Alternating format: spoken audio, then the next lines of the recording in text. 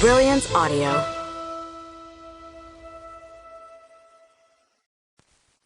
Under a Sky of Memories by Soraya M. Lane, performed by Sarah Zimmerman. Evelyn lifted the hair from the back of her neck, grateful for the temporary relief.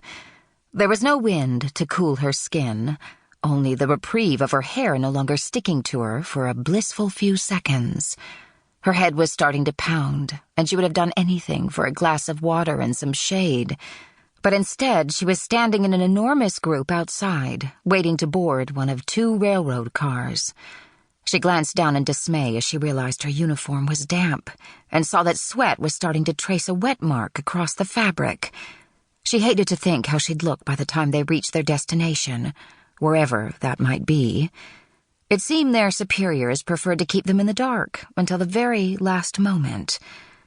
As she looked around, Evelyn was grateful she wasn't the only one suffering from the conditions. The heat was sweltering, and most of the women looked like they were about to expire, their hair clinging damply to their foreheads, and their cheeks flushed pink.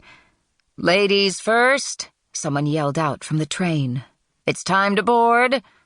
Evelyn shuffled forward, exchanging smiles with a pretty woman she'd talked to a few times during their stay in Louisville, where they'd been doing their specialist flight training. Dot? She racked her brain.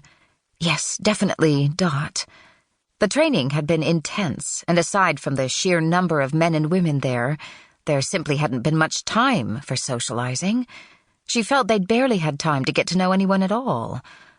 "I feel like you could fry an egg on my forehead," Evelyn complained to Dot as they ended up side by side in line, noticing the way the other woman dabbed at her forehead.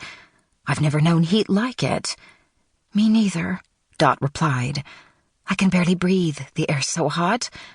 How are you keeping your makeup on?" Evelyn smiled.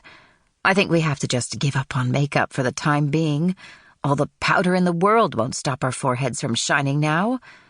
She wanted to give poor Dot a hug. She looked so forlorn.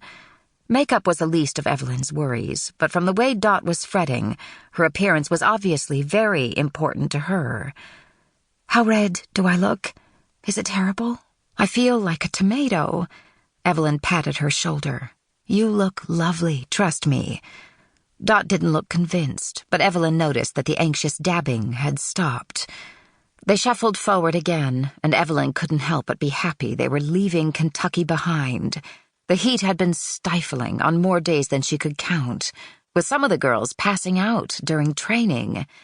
And although she was grateful they were wearing pants for their work, she would have done anything for a skirt while she waited, to catch even a whisper of a breeze against her legs.